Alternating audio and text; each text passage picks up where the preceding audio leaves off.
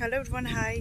তো তোমাদেরকে আমি একটু শেয়ার করি আমার বাড়ির সামনের ভিউটা কত সুন্দর, কত গাছ সেটা তো দেখি বুঝতে পারছো। যেহেতু কালকে প্রচণ্ড বৃষ্টি হয়েছে, ভীষণ ভালো একটা ওয়েদার। বাড়ির থেকে একটু দূরে এসে এখানে বসে আছি, পুরো মাঠ একদম। আর বাহন দুটো তো ঘুরে বেড়াচ্ছে এদিক ওদিক, ওদের একটু ব্যাক ক্যামেরা করে দেখাই। এই কতটা সুন্দর, ভীষণ ভালো হাওয়া দিচ্ছে, সেটা দেখতে পাচ্ছ। তারাও দেখো,